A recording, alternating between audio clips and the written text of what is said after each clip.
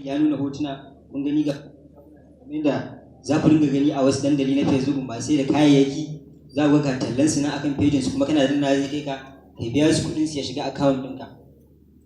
Sai dai matsalar da muke fuskanta mutanen mu suna ganin kamar wani kayan gabas ne abin mu ba za mu iya ba, amma abu ne da mu ba za mu iya tunda an yi mana muna buƙatar mu shiga da gaske mu yi shi. Misali akwai jarida Hausa da na sani kawai shafi take da shi a Facebook ko website ba ta da shi, amma ni kaina na sha ba da labari a samu abin da nake biya duk guda ɗaya 5,000. Duk kun san jaridar sunan abin tankaɗe ne da ita. To akwai irin waɗannan hanyoyin da ake amfani da su ta dandalin Facebook. Misali abin da ake kira Facebook for business, tsarin kasuwanci na dandalin Facebook din. Yanzu ni ne nake da jaka ina sai da ita 1,000, ina da mutane 5,000 a account ɗina. Idan na yi posting mutane 10 suna siya a rana, ina da naira nawa? Ina da 10,000 ko? To amma akwai tsarin da za ka biya kamfanin Facebook, kana biya su kuma za su bunƙasa ma abin, za ka iya samun mutane 60 ma. Kasuwancin ka bai bunƙasa ba?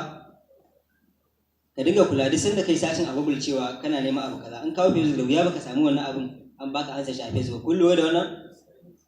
Da akwai wanda ya je wannan katin zaben da ake sabuntawa ya canza unguwa, maimakon ya je ya sake a canza mai unguwa sai ya tafi ya je ya sabo.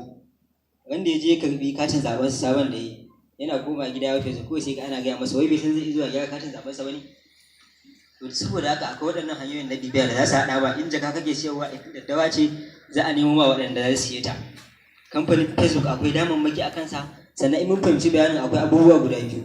Akwai hanyar da ni kawai nake da waya da Facebook zan iya amfani da ita in nemi kuɗi. Akwai kuma wanda misali kaya yake da shi ko ɗan kasuwa ne ko a wani tunani yake da shi zai iya bunƙasa. Kamar wannan da aka kawo tagwayen nan kun ga abu ne. Muƙaddar nan Kano muna da abubuwan da za ka iya yin bidiyo da yawa, misali za a yi hawan sarki ko sai na je na hau girki ma na buɗe wayata zan iya ɗaukar live ɗin sa. Mutane nawa ne 'yan Kano ba sa Najeriya, kana tsammanin ba za su biyo ka su kalla ba? Mutum nawa za ka samu ta followers ta wannan ɓangaren? To akwai irin waɗannan hanyoyin da ake amfani ta dandalin Facebook wanda ba tare da wai